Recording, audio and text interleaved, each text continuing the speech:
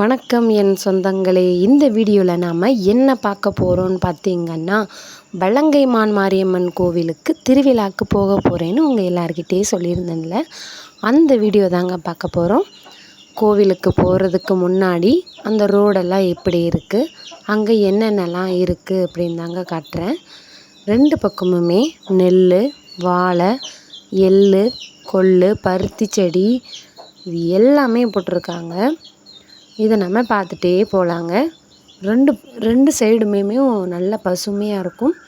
இங்கே வண்டி பார்க்கிங்லாமே போட்டிருக்குறாங்க. ஏன்னா இது சுற்றுப்பட்டி எப்படியும் ஒரு 100-150 சின்ன கிராமங்களுக்கு மேலே இருக்குங்க. கூடயே தான் இருக்கும். எனக்கு இந்த சைடு உள்ள கிராமங்கள் அவ்வளோவா தெரியாதுல்ல, ஆனால் நிறைய கிராமங்கள் இருக்குங்க.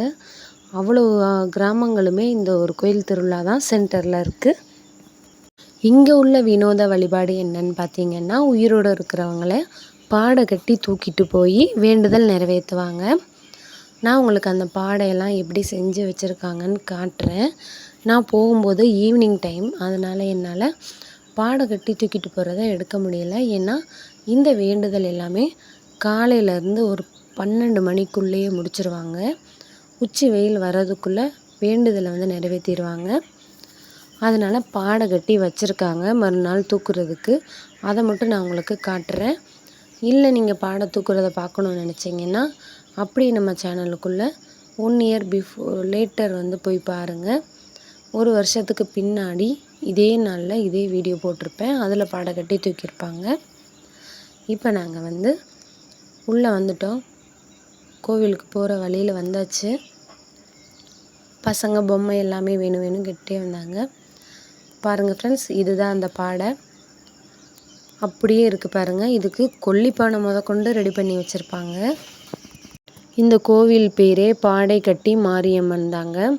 நமக்கு ஏதாவது உடம்பு முடியாமல் ஏதாவது வேண்டுதல் வச்சுருந்தோன்னா, உடம்பு முடியாமல் இருக்குது சரியாகணும்னா, இந்த மாதிரி நான் அவங்கள பாடை கட்டி தூக்கிட்டு போகிறேன்னு வேண்டிக்கிடுவாங்க. வேண்டிக்கிட்டு தாங்க இந்த மாதிரி பாருங்கள், தோரணம், வாழை இலை எல்லாமே கட்டி மூங்கில்ல அப்படியே பல்லக்கு மாதிரியே செஞ்சுருப்பாங்க. மனுஷங்களையுமே அப்படியே செத்து போன பிணம் மாதிரியே நாடிக்கட்டெல்லாம் கட்டி நெத்தியில் காசெல்லாம் வச்சு தூக்கிட்டு போவாங்க. பார்க்கவே வினோதமாக இருக்கும். இது உண்மையிலே ஆத்மார்த்தமானதுங்க. உண்மையிலே ரொம்ப சக்தி வாய்ந்த அம்மனுங்க. என் பையன் கை உடஞ்சிருந்தான். அவனுக்கு கையை மடக்க முடியாமல் அந்த மொழிக்கட்டில் உள்ள எலும்பு உடஞ்சிருச்சு. அதை ஆப்ரேஷன் பண்ணி தான் எடுக்கணும்னு சொன்னாங்க. நான் உடனே இந்த அம்மனுக்கு மொட்டை போடுறேன்னு வேண்டிக்கிட்டேன். அதே மாதிரி என் பையனுக்கு ஆப்ரேஷன் பண்ணாமலே கையை சரியாக்கிட்டாங்க. அதனால் இன்னும் ஒரு 3 மாதத்தில் நான் மொட்டை போட போகிறேன்னு சொன்னேன்ல, அது இந்த கோயில் தாங்க. எனக்கு ரொம்பவே பிடிக்கும். பாருங்கள், கொல்லிப்பானையெல்லாம் கூட ரெடி வச்சுருக்காங்க. இது எவ்வளோ பெரிய ஒரு தியாகம் தெரியுமா? உயிரோடு இருக்கவங்கள அப்பாவோ அம்மாவோ அந்த மாதிரி தூக்கிட்டு போகையில் குழந்தைங்க இந்த மாதிரி கொல்லிப்பானை தூக்கிட்டு போகும்போது அவங்க மனசே அவ்வளோ இதாக இருக்கும். ஆனாலும் அதெல்லாம் நினைக்காம கடவுளுக்காக அது செய்யணுங்க.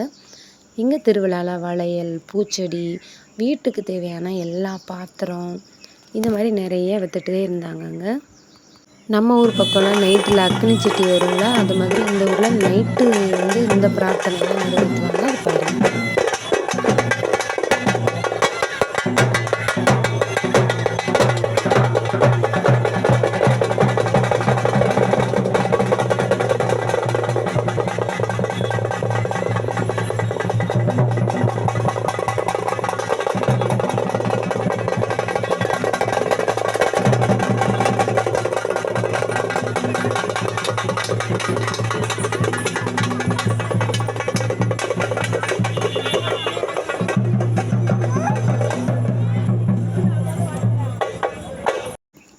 கூட்டம் கட்டுக்கடங்காத கூட்டங்க. சுத்துப்பட்டி கிராமம் அவ்வளோ கூட்டமுமே ஞாயிற்றுக்கிழமை நைட்டு இந்த கோயிலில் தாங்க இருக்கும்.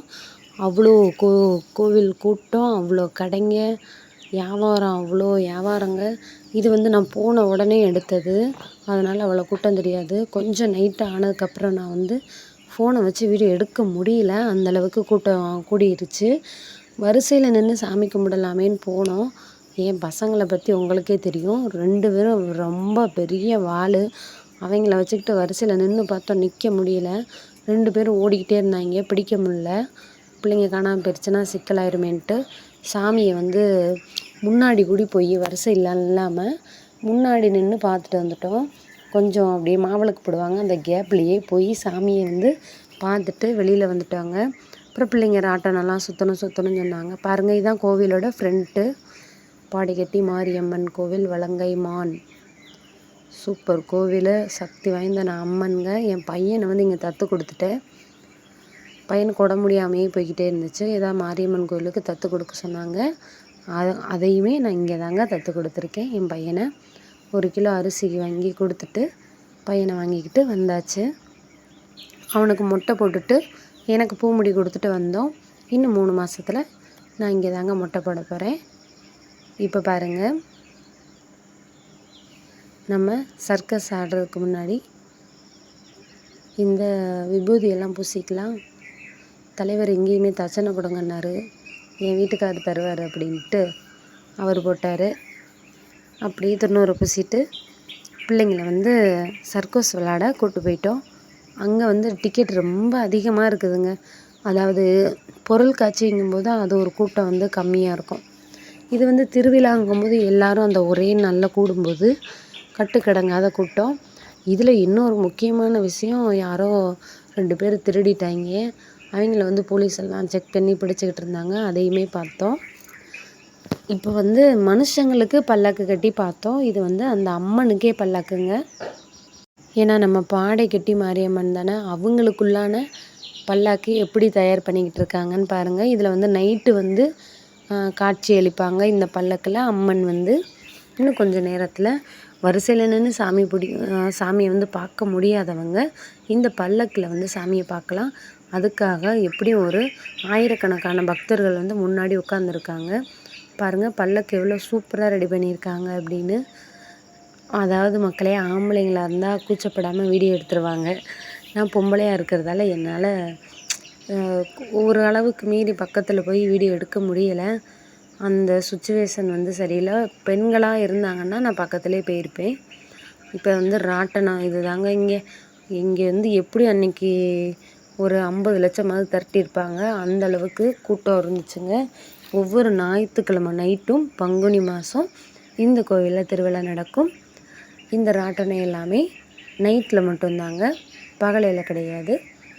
ஊட்டி மிளகா பஜ்ஜி, என் வீட்டுக்காரர் வந்து இங்கெல்லாம் வாங்க முடியாது, பிள்ளைங்களை நசுக்கிடுவாங்க, அவ்வளோ கூட்டம் கூடிருச்சு, அதனால் வெளியில் போயிடலான்னு சொல்லிட்டு தருணை மட்டும் அந்த இதில் கொஞ்சம் நேரம் விளையாட விட்டாங்க. தருணை நல்லா விளையாடி முடித்ததும் அதுக்கப்புறமா நாங்கள் அப்படியே கிளம்பி வரையில் தான் அந்த காவடி எல்லாமே வந்துச்சு. அதை பார்த்துட்டு பசங்களுக்கு விளையாட்டு ஜாமான்லாம் கேட்டாங்க, எல்லாமே வாங்கி கொடுத்துட்டு அப்படியே வீட்டுக்கு கிளம்பிட்டோங்க. இப்போ லாஸ்ட்டாக தம்பி விளையாட்டு ஜாமான் வாங்கிட்டு நாங்கள் வீட்டுக்கு போகிறோம். ஃப்ரெண்ட்ஸ், இந்த வீடியோ ரொம்பவே பிடிச்சிருக்குன்னு நினைக்கிறேன். வீடியோவை ஃபுல்லாக ஸ்கிப் பண்ணாமல் பார்த்ததற்கு ரொம்பவே நன்றிங்க. இந்த வீடியோ இந்த கோயில் அம்மன் பற்றி கமெண்ட்டில் சொல்லுங்கள். பிடிச்சிருந்தால் லைக் பண்ணுங்கள், ஷேர் பண்ணுங்கள். இதே மாதிரி உங்கள் ஊரில் திருவிழா நடக்கணும்னு கமெண்ட்டில் சொல்லுங்கள். தேங்க்யூ, டாட்டா, பாய்.